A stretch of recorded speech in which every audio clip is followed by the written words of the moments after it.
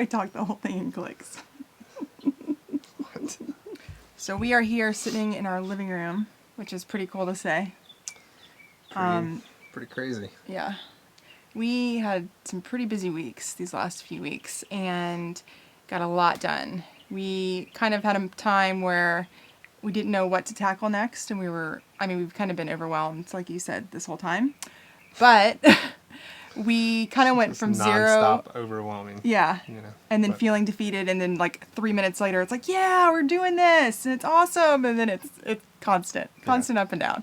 So we got a lot done, and I think one of the biggest projects were the water tanks. The water tanks. Yeah. Yes, I was really glad to have the water tanks done. So I had a buddy of mine, Ricky. Thank you for welding up basically a frame or a cage that we mounted underneath the bus.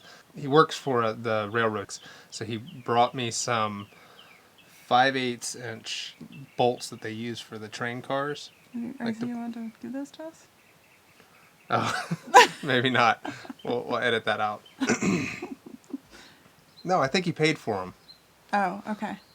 So anyways, where was I? You messed me up. I was concerned. Oh. So yeah. Okay. There's a train going off the tracks right now, but our water tanks are stable. We bought two 33-gallon water tanks off of Amazon.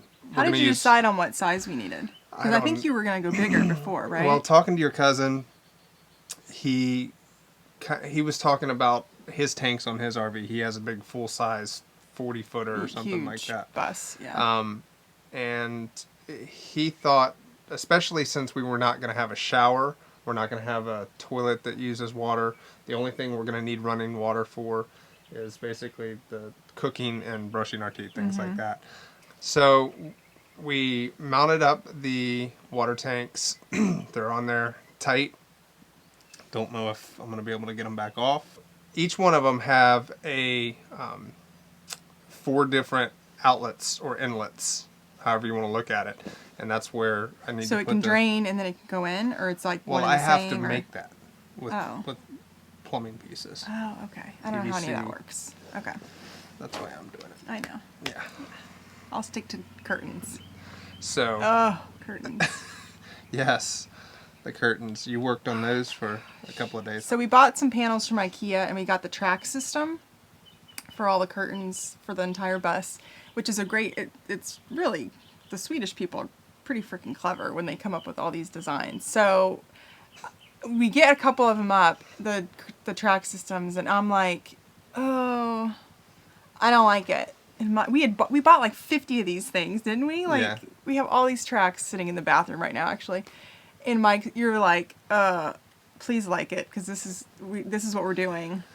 It looked like it was from IKEA. It wasn't just the fact that we had bought them already, and I'd mounted 2 of them, and it was the fact that this is what we came up with as far as a curtain system, and we were going to have to think of something else, redesign it, whatever. And there really was it's not bad, and the curtains cover them up for the most part, and they're white, so they blend in. I didn't need to fight for that. I wasn't worried about it. So we have the IKEA track system. And you made the curtains or the drapes so that they cover the rail anyway. You can't even see it. Yeah. So I worked on these drapes. I had to cut them into pieces so that they would fit. Obviously, these windows are only like 25 inches high or whatever. So I used hem tape at the bottom. My mom cannot be proud of how I did these. They're pretty jacked up, but they'll work. Definitely not my thing. I do not claim to be a seamstress or you did a good job. A design. They're functional. I'm impressed. I expected them to look way worse. Did you really? Yeah, absolutely. Thanks, hon. No, I mean. So drapes done. What else did we do? The doors. Oh yeah, the door on the bathroom, which was supposed to be a barn door, that got ixnayed pretty quick when you realized that the track system for that didn't work with the bus because the ceiling is already low, and then you throw that track system up, so then the door would have been like this mini cave door. So that was one, I really wanted it, but I let that one go. Yeah, so the barn door we decided we're not going to get our barn door. No. I made doors that kind of look like barn doors, without the cross panels. Just we wanted it to simple. be simple and maybe a little more modern. I don't Yeah. know than the barn doors. We didn't want the rustic look, Yeah. even though.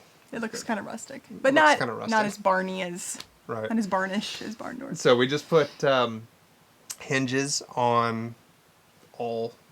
Well, we have a faux door and a regular door on the bathroom where the toilet's going to go, and we have 2 doors that open up on the closet. They're a little off. The doors are a little off at the top. Like they don't match up perfectly, but we are on a bus. They're more than a little So. off.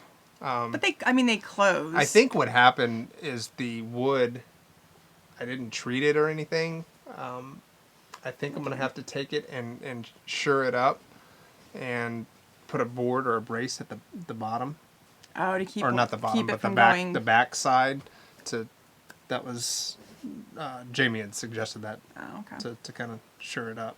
Sure it. Sure it up. Sure did. So. So those are 3 pretty big projects. I mean, there's not like we have any little projects when you're converting a bus, but those are big projects that we got done. We've been really busy and pretty accomplished feeling, actually. Got a lot done.